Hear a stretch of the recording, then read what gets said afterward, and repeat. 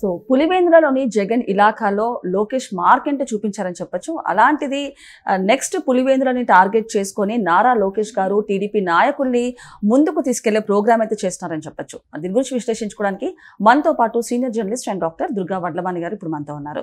నమస్తే మేడం. నమస్తే అండి మేడం, మరి పులివేంద్రలో జగన్ ఇలాఖాలో లోకేష్ మార్కెంట్ చూపించారని చెప్పొచ్చు. అలాంటిది పులివేంద్రలో నెక్స్ట్ పులివేంద్రను టార్గెట్ చేస్తూ లోకేష్ గారు టీడీపీ నాయకులను అయితే ముందుకు తీసుకెళ్లే ప్రోగ్రామ్ అయితే చేస్తున్నారని చెప్పొచ్చు. సో ఏ విధంగా చూడొచ్చు అంటారు? అంటే ఇప్పుడు మున్సిపల్ ఎన్నికలు రాబోతున్నాయి మనకి పులివెందుల్లో. ఓకే. సో ఈ మాట చైర్మన్ పదవి దక్కించుకోవాలని చూస్తున్నారు.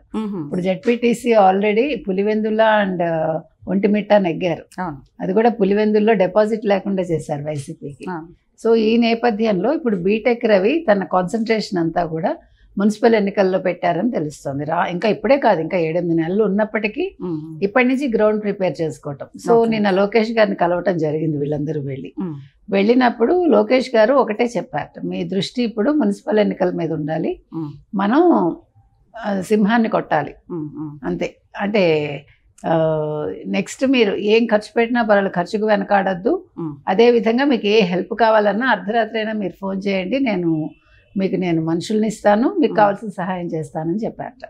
సో దీన్ని బట్టి ఏమర్థమవుతోందంటే ఇప్పుడు జగన్మోహన్ రెడ్డికి ఇంకా అసలు అంటే పులివెందుల్లో అడుగు పెట్టే అవకాశం లేకుండా చేయాలి. పార్టీ ఎలాగా ఇప్పుడు లేనట్టే లెక్క వైసీపీ. కాకపోతే ఏంటంటే ఇంకా పులివెందుల్లో అడుగు పెట్టేంత ధైర్యం చేయకూడదు ఎవరు, జగన్మోహన్ రెడ్డి. సో ఆయన చెప్పింది అది, మీరు 100% కాన్సన్ట్రేషన్ దాని మీద పెట్టండి అని. అయితే దీనికి ఏం చేయాలి? ఇప్పుడు పులివెందుల్లో నెగ్గాలంటే నెక్స్ట్ టార్గెట్ ఏంటి? ఇప్పుడు మొన్న ఎప్పుడైతే వీళ్ళు జెడ్పీటీసీ ఎన్నికల్లో ఓడిపోయారో వైసీపీ, వాళ్ళు చాలా అసంతృప్తితో ఉన్నారు. అంటే ప్రజల్లో ఎంత అసంతృప్తి ఉందో వైసీపీ నాయకుల్లో అంతే అసంతృప్తి ఉంది. సో అలాంటి అసంతృప్తి నాయకులను బుజ్జగించి వీళ్ళు నెమ్మదిగా టీడీపీ వైపు తీసుకొస్తారా? నెంబర్ 1. నెంబర్ 2, మీకు గుర్తుంటే కనుక అయితే గతంలో అంటే ఎలక్షన్స్ అయి ఓడిపోయాక రెండోసారి వెళ్ళినప్పుడు మూడోసారి వెళ్ళినప్పుడు జగన్ కార్యకర్తలందరూ వచ్చారు. అప్పుడు కాంట్రాక్టర్స్ వచ్చి చాలా గొడవ చేశారు. 100 కోట్ల దాకా బిల్లులు చెల్లించలేదు, మీరు మాకు చెల్లించండి అని వాళ్ళు చాలా బాధపడ్డారు వచ్చి. సో ఆ నేపథ్యంలో అప్పటి నుంచి ఇప్పటి వరకు, అంటే ఇప్పుడు ఈ కూటమి ప్రభుత్వం వచ్చి 13 నెలలు 14 నెలలు అయిపోయింది, ఇంతవరకు వాళ్ళ బిల్లులు చెల్లించలేదు జగన్మోహన్ రెడ్డి. సో ఇప్పుడు ఆ కాంట్రాక్టర్స్ కి బిల్లులు చెల్లించి వాళ్ళని తెలుగుదేశం వైపు తిప్పుకుంటారా? ఎందుకంటే బాధ అనేది ఎవరికైనా ఒకటే. ఇప్పుడు తప్పు చేసింది జగన్, బాధలు పడుతున్నది కాంట్రాక్టర్లు. కాబట్టి వాళ్ళని ఏమన్నా ఆ రకంగా బుజ్జగించి వాళ్ళకి ఆ అప్పులు తీర్చేసి, అంటే కాంట్రాక్టర్స్ కి చెల్లించాల్సిన బిల్లులు చెల్లించేసి సజావుగా, సో వాళ్ళని వీళ్ళ వైపు తిప్పుకుంటారా? తర్వాత ఇంకా అక్కడ నాయకుల్లో కూడా ఇందాక మనం చెప్పినట్టు చాలా అసంతృప్తి ఉంది. ముఖ్యమైన నాయకులు మరి టీడీపీలోకి వస్తారా? అంటే నిన్నటి వరకు వైసీపీలో అంటకాగి సడన్ గా వచ్చే సాహసం చేస్తారా? అంటే మేడం, ఇంకోటి ఎంత అసంతృప్తి ఉన్నా కూడా జాతీయ జెండా ఆవిష్కరించకపోవడం, ఒక మాజీ సీఎం అయి ఉండి ఏ విధంగా చూడొచ్చు అంటారు? అప్పుడు దాందే ఉందండి. ఇప్పుడు ఆయన ఏది పట్టించుకుంటాడు? ఇప్పుడు జాతీయ జెండా అంటున్నారు మీరు, ఆయనకి ఎవరి మీదైనా గౌరవం ఉంటే మనుషుల మీద, ఇంట్లో ఆడవాళ్ళ మీద జాతీయ జెండా మీద ఉంటుంది. ఇంట్లో వాళ్ళనే పట్టించుకోడు, జాతీయ జెండాని ఏం ఆలోచిస్తాడు ఆయన? ఆయనకు కావాల్సింది ఓన్లీ ఏమంటారు, పదవి లేదంటే డబ్బు, ఈ రెండే. కాబట్టి జగన్మోహన్ రెడ్డి అంత దూరం ఆలోచించాడు. అసలు కదలటానికే ఒళ్ళు బద్ధకం ఆయనకి కదా. తప్పదంటే బయటకు వస్తాడు, మరి ఏం చేస్తాడో మనకు అర్థం కాదు. నేను చాలా యంగ్ అంటాడు, అది చంద్రబాబు నాయుడు చాలా ముసలివాడు అంటాడు. ఈయన ఎప్పుడు చూసినా ప్యాలెస్ లో పడేడుస్తాడు, మరి మనకు అర్థం కాదు. ఇప్పుడంటే ప్యాలెస్ లో ఎందుకున్నాడంటే న్యాయ నిపుణులతో చర్చించుకుంటున్నాడు. నేను అరెస్ట్ అయితే ఏంటి పరిస్థితి, నేను మళ్ళీ బయటకు వస్తానా రానా, నా ఫ్యూచర్ ఏంటి అని అట్లా ఎదురు చూసుకో, అంటే అట్లా చర్చలు కొనసాగిస్తున్నాడు. మామూలుగా అయితే ఏం చేస్తాడో ఎవరికి అర్థం కాదు. సో ఏది ఏమైనా ఇవాళ పులివెందుల అనేది జగన్మోహన్ రెడ్డి చేయి జారిపోయినట్టే. సో ఇంకా ఇప్పుడు Telugu Desam this is the right time to concentrate fully. Already B Tech Ravi పూర్తిగా దృష్టి పెట్టడం వల్లే ఇవాళ మీకు తెలుసు ఒక పులివెందుల్లో వీళ్ళు ఇంత ఘన విజయం సాధించారు తెలుగుదేశం వాళ్ళు. సో మున్సిపల్ ఎన్నికల్లో దృష్టి పెడితే ఇప్పటి నుంచి ఖచ్చితంగా కుంభస్థలాన్ని కొడతారండి, సందేహం లేదు. తెలుగుదేశానికి నల్లేరు మీద నడకయ్యే అవకాశం ఉంది. ఇంకా అప్పుడు ఇంకా వైసీపీ వాళ్ళు నోరు ఎత్తడానికి ఉండదని మాత్రం మనం ఖచ్చితంగా చెప్పచ్చు. పులివెందుల ఎఫెక్ట్ తోటి అండ్ పులివెందులలో ఎన్నికలు ఓడిపోయిన తర్వాత వైసీపీ ఓటమి పాలైన తర్వాత దెబ్బకి భయానికి జగన్ బెంగళూరుకి పారిపోయారంటూ కూడా వార్తలు అయితే వినిపించాయి మేడం, ఏమంటారు దీన్ని? చూడండి, ఇప్పుడు జగన్మోహన్ రెడ్డి వచ్చేంత వరకు నోరు విప్పల, రోజా వచ్చి నోరు విప్పలేదు. మీకు శ్యామల పులివెందుల ఒంటిమిట్ట ఓటమి గురించి మాట్లాడలేదు, పనికిమాలిన విషయాలు మాట్లాడుతుంది, పవన్ కళ్యాణ్ బయటికి రాలేదని మాట్లాడుతుంది.